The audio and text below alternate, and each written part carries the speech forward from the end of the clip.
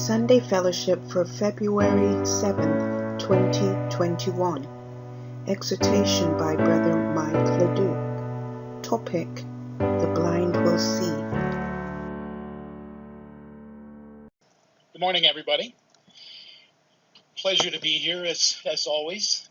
Actually, the reading that I'd wanted was from Mark 10, and I probably forgot to communicate that.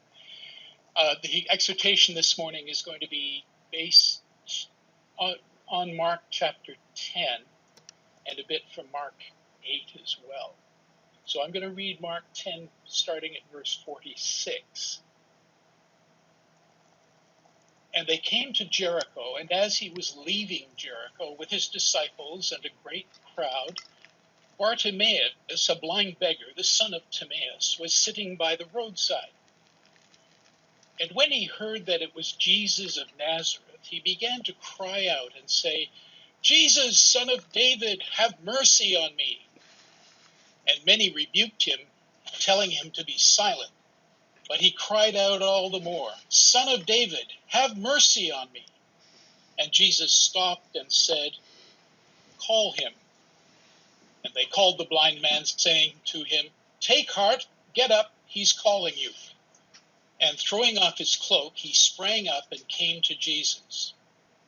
And Jesus said to him, "What do you want me to do for you?" And the blind man said to him, "Rabbi, let me recover my sight." And Jesus said to him, "Go on your way, your faith has made you well." Well, Jesus was on his way to Jerusalem when he stopped at Jericho. He was on his way to Jerusalem and then shortly after that to Calvary. Jericho had a population at this time of about 100,000. So it was a substantial place. It was a very pleasant place. Its name means fragrant. It has been called the city of palm trees, a comfortable place and wealthy. But it's interesting that, as probably most everywhere in the Middle East at that time, perhaps even around the world, eye disease was prevalent. Estimates are that at least 20% of the population experienced serious eye disease. There were thousands whose eyesight had been damaged by their environment, and many were blind. Now, critics have been quick to jump on this incident because there seem to be some discrepancies in the gospel accounts here. If you look at the equivalent, we won't actually go to them, but in Luke 18, verses 35 to 43, the blind man was healed as Jesus drew nigh to Jerusalem, and he was sitting by the wayside. And Mark chapter 10 here, we have, as he went out of Jericho, we have Bartimaeus being healed. And in Matthew chapter 20, in verses 29 to 34, after departing from Jericho on the road, he healed 2 blind men. And so the critics are saying, come on, folks, get your story straight. But it's not really a problem if viewed as 3 separate but similar events instead of a single event reported inaccurately. Look at the progression. In Luke chapter 18, verses 35 to 43, as he approached Jericho, the blind heard a commotion, inquired, and asked, like, what's going on, and cried out. In Matthew 10:46, as he was leaving Jericho, Bartimaeus heard the commotion and cried out because it seems like he already knew what was going on.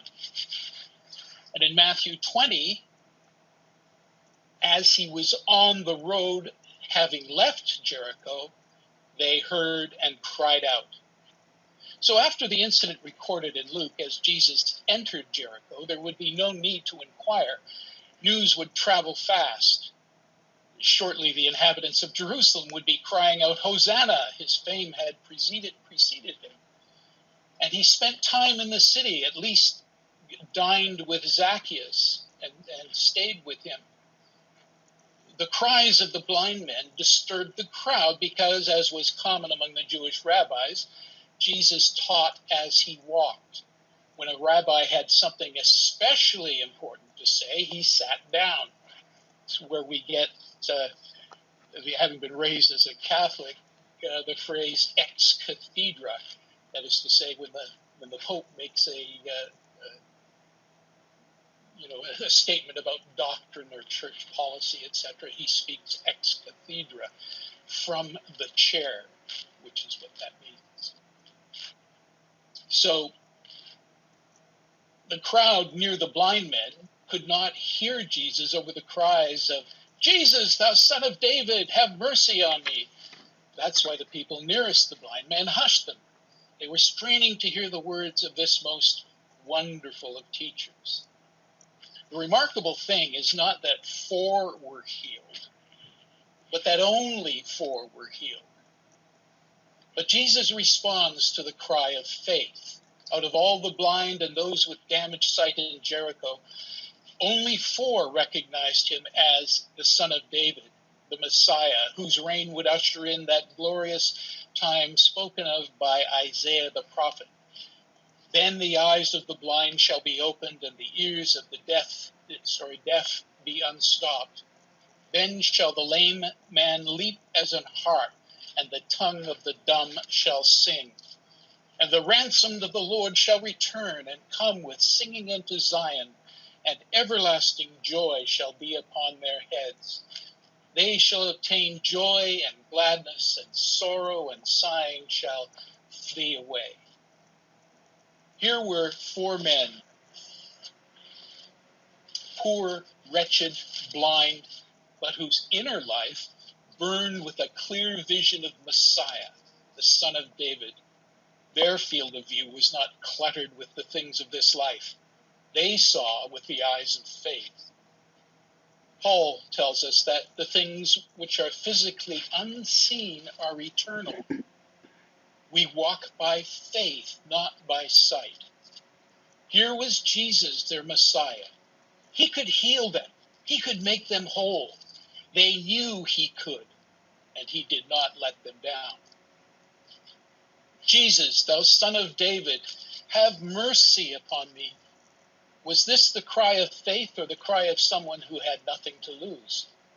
But Bartimaeus, in coming to Jesus, cast away his only possession, his cloak. In the law, protecting the poor, that garment, the cloak, if used as collateral for a loan, must be returned to the poor person at night so that they could keep warm. So this cloak was very important to him. He would only be able to find it again with difficulty if he could retrieve it at all. But personally, to find it, he would have to be able to see. When Jesus called him, the RV margins said he didn't just get up, he sprang up and came, not seeing him, but guided by the sound of his voice, his words. Bartimaeus left the consequences of his actions in the Lord's hands. That's the courage that faith inspires. Bartimaeus and his friends received their sight. They glorified God and followed Jesus in the way. Well, what way? It was the way of the cross. That's where Jesus was leading them.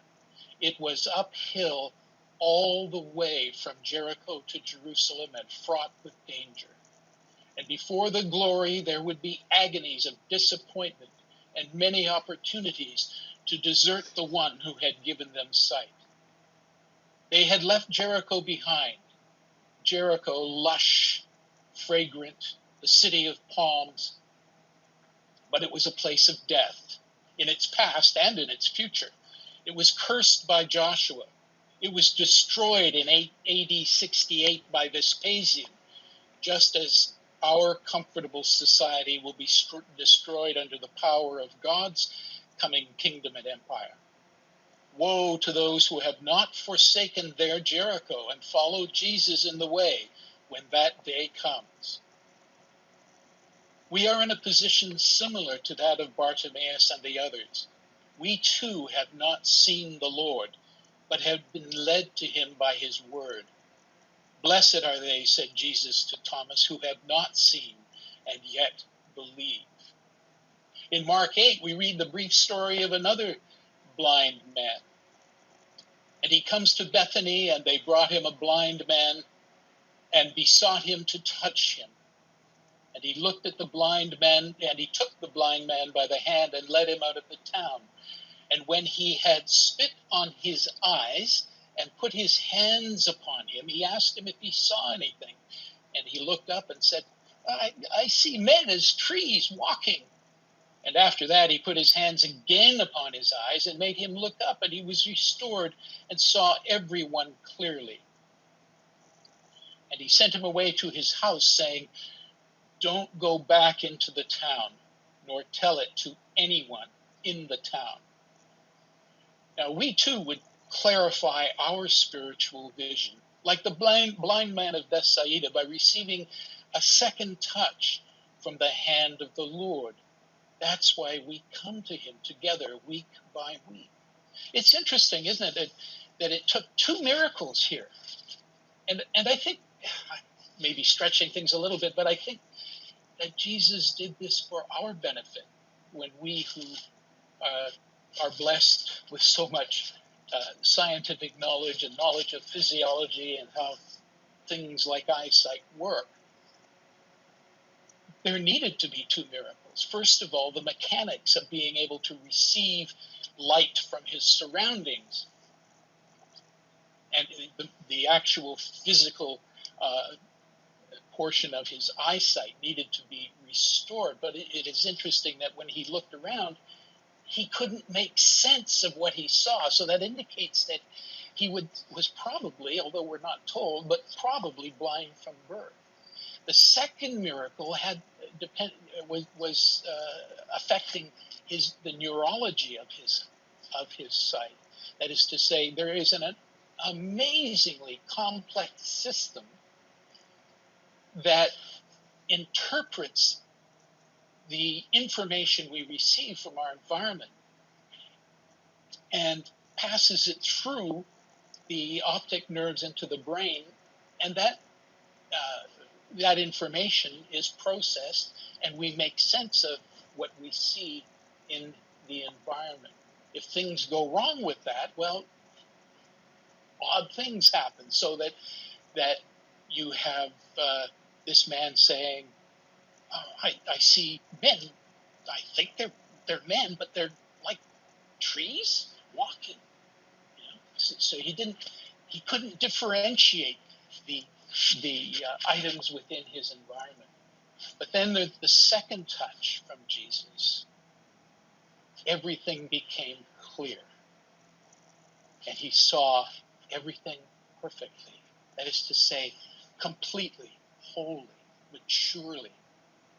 And that's what we want to do. We want to see everything wholly, completely as Jesus does, from a spiritual perspective. And that's why we come here week by week, to receive that second touch. We need to have our spiritual vision adjusted and restored so that we can see things from a spiritual sense clearly.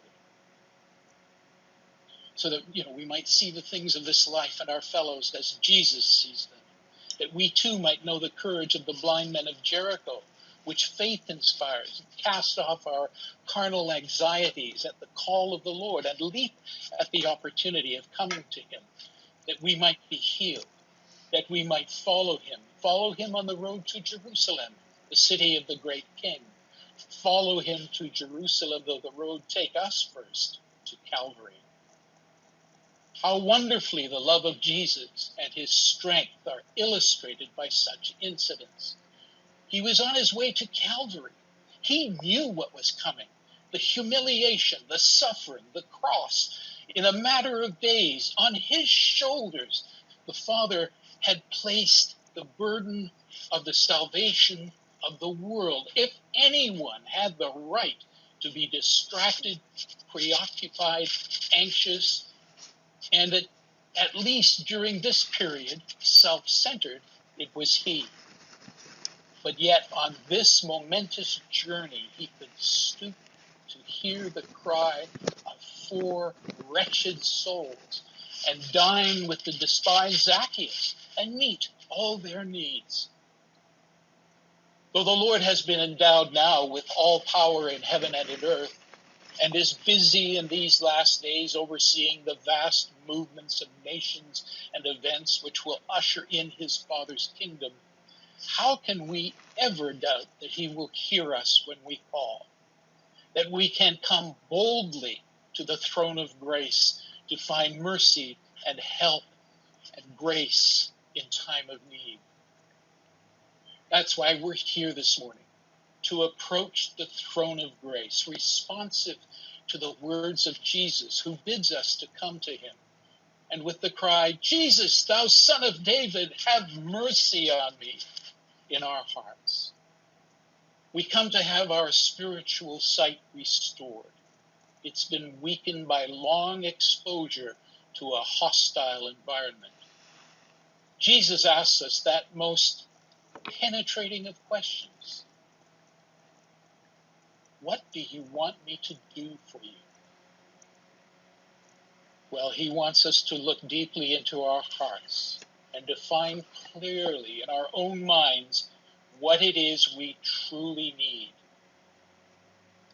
Lord, we reply, that our eyes might be opened, that we might see ourselves and others as you see us, that we might see you more clearly, and seeing, have the courage to follow you in the way. Jesus had compassion on the blind men of Jericho and Bethsaida, and he restored their sight. He will do no less for us.